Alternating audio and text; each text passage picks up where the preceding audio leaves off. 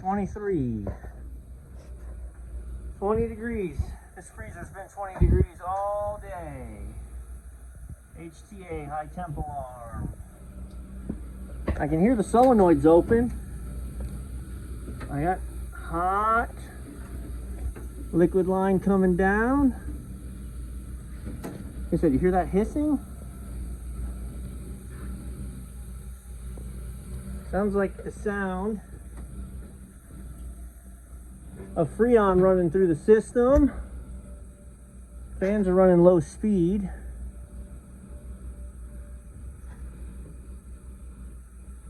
I feel like the output temps are really cold on my hand.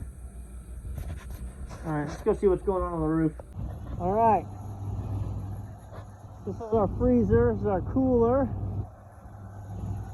Right off the bat, some things I noticed. We've made an attempt at insulating. We're not frozen. There's no cap, so you're asking for a leak. Only one fan is spinning, but it may be on a pressure control, that unless the pressure's high enough, that one's not gonna spin. I'm not sure, we won't know till we open it up. And it looks to me like the sight glass is flashing. We'll have to get this cover off and show you. Now this is a new location.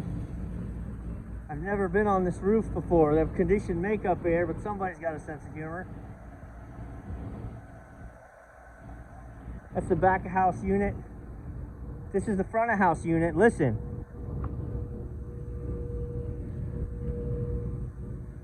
You hear the buzzing? Sounds like a motor locked up. It's weird because the unit's not running at all. Huh. Alright, so we got her opened up. Pretty standard rig. We got a defrost clock. We've got 2 fans. Only one is spinning, but the second one spins freely. Again, I'm pretty sure. See, they've got these both wired in here. That looks sketchy. So those are, I think, running each fan. I haven't chased them back yet to see, but you're gonna have one for one side, one for the other. So as the head pressure comes up, the other fan will come on if necessary. The sight glass is bubbling. And since we're not frozen up downstairs, that is definitely lack of charge. I don't see any obvious place where there's oil.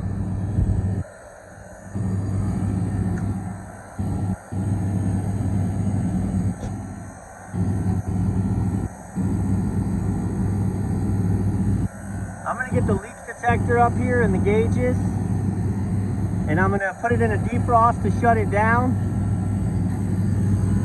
We will confirm the power to the fans, and we'll see if we can't sniff out a leak here. If not, again, we've got no cap on here, so it could be that your leak is right here because there's no cap. Gotta love it. All right, so I just put it into a defrost. I want to note that the clock is wrong. It's like 6:30 and it says it's 3:30, but who knows. So now we go N and 3. That's our heater circuit. 210. N and 4. It's 2 point, so fear not. I have this off. I put some soap bubbles on there. It doesn't appear to be leaking from there. I did it before I shut it down because now it's obviously closed off. So, I mean, there wouldn't be pressure, but again, I don't see anything obvious. So, let me sniff around for a minute.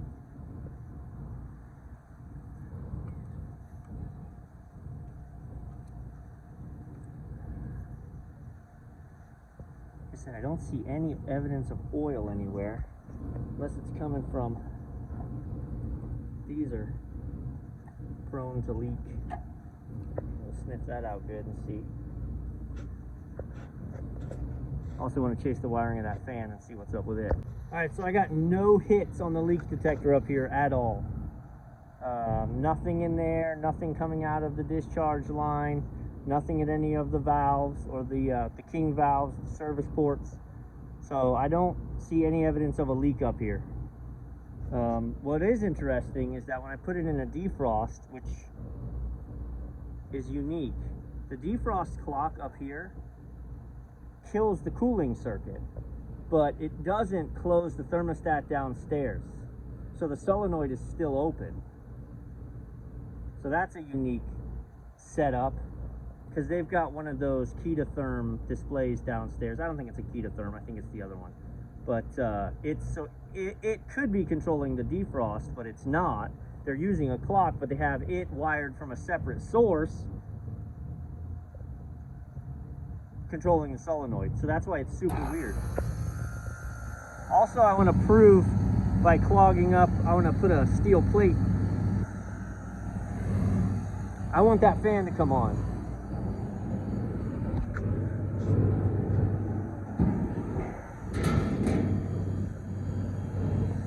I want to know it works. So now our head pressure should climb. We actually don't have enough pressure in the system to create head pressure. So I'm going to go ahead and charge it up first. Alright. I got my bottle open. I've got my unit chaired out, but I haven't cracked. What I want to do is crack this. Come on, baby. Till we get liquid. Alright.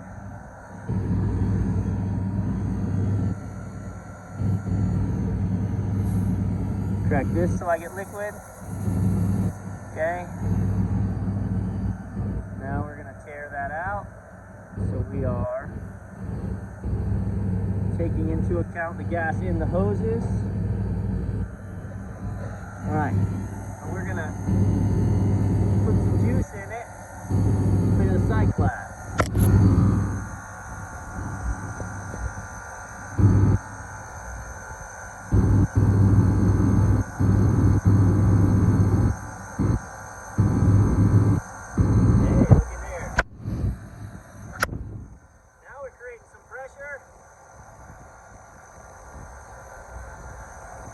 It's hard to hear.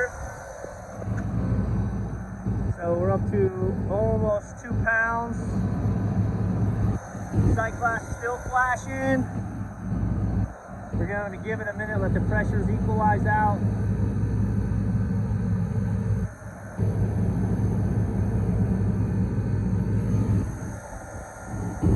Again, we're still not.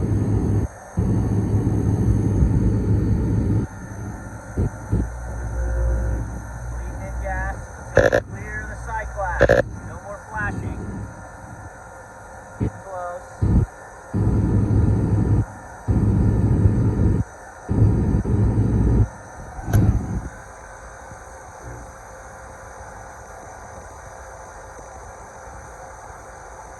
Wow. This thing was very low on gas.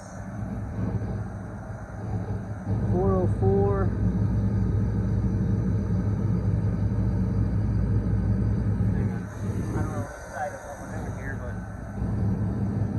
I put 4 pounds of gas in this thing already.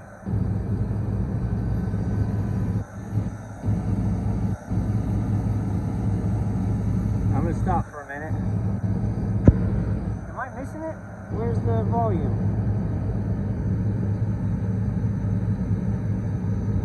It's not there, right?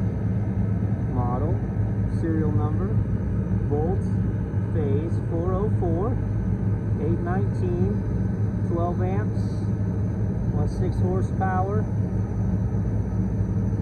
RLA heater. Yeah, there's no prefab charge on this unit. We're close. I'll put a little more.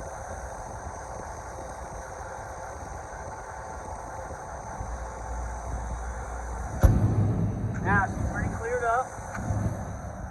Alright, we're going to let it be here. right, now the box is 30 degrees, 28 degrees when I got here. So it's not surprising that the suction pressure is so high. So 5 pounds of gas. Sight glass is clear.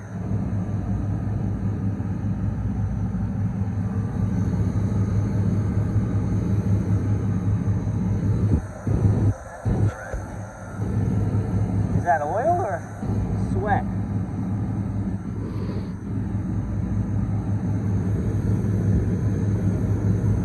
I think that's just the condensation. Yeah, that's just the condensation from the insulated pipe.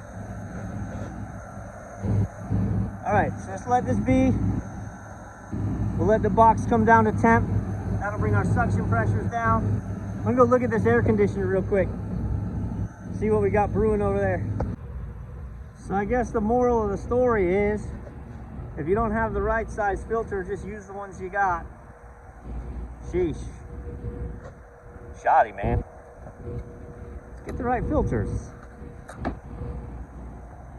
Alright. Well, what size is the right filter? Well, let's measure it across, divide it by 3. That's the right size filter. 16 by 24 by 2. I mean, I get it, these are pretty standard filters, but that's what you get for that. Alright, those are due for a changing. So never mess with a moving belt, but I want to show you. Look at all that slop. I'll be honest, the blade looks really dirty too, but no bueno. Let's see what we got in here.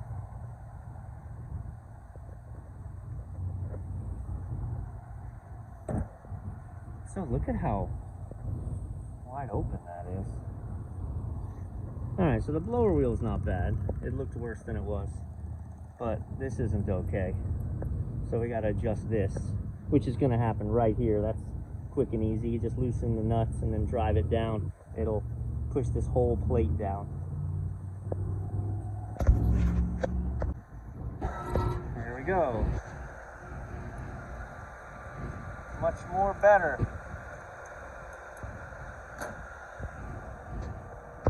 Unit number 2. That's the one that had the other filters. Look at, can you see the green in there? Green. Guess what's green in air conditioners? So why are we moldy in there? The answer is moisture. Now we look for the answer why. Alright, unit number 2 is just like unit number 1 with the belt. But you're looking at the blower wheel on this one. It's real gross. Which is a bear. Because to pull this thing out. Look. You can see the growth on the coil. On the wall. It's a damp place. That thing sweats. That coil by design, it sweats. So it's dark, it's wet. We've got steady water running out. It's funny, you can see the flies that are attracted to it. So let me tighten this belt, get this back up and running. But yeah, this needs to be sanitized. Checking in back here, 404. Yeah, now we're at about 60 psi, which is down to 20 degrees. So we've gone from 40 to 20. This unit just fired on. This is the one I just tightened the belt. That belt is still seen better days. They have these pulleys wide open, and I don't like it that they've got those belts all the way in there. Yeah, I don't like it. Alright, so rather than sitting here and just watching gauges, yeah, I gotta clean up, but I still have time to do that. Rather than just sitting here and watching this thing come down to temp, check out the other units. Go listen. Both belts are short. All the filters are wrong. You know, it's time for a cleaning. There's no sense in just sitting in one spot, staring at gauges, and being like, well, I'm not here to fix that. Don't get me wrong. I have permission from the owner to investigate issues, and then I can verify the issues with the tapes, and they just trust me. I don't have to. But it's things like that why they're calling me.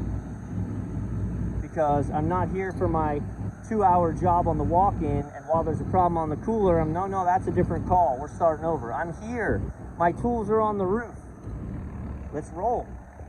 I don't like this. See that burn mark on the contactor? Yeah. That's burnt. Put that on the radar to change. I'm not going to do it tonight because it's late, sun setting. We just needed to come up here and get them running, which I think we're about there. So I'm going to put Humpty Dumpty back together, put caps where they were missing, clean up, get my junk off the roof, or go downstairs, check the box temp. Okay, so last steps. It's 7:15 p.m. So we're gonna set this because I will be back here in a few days, and this will let me know if the clock is working properly. You know what? It's also using the inside. This isn't running your defrost. Your inside is. There's no defrost set up. This thing would be frozen up if it was. So.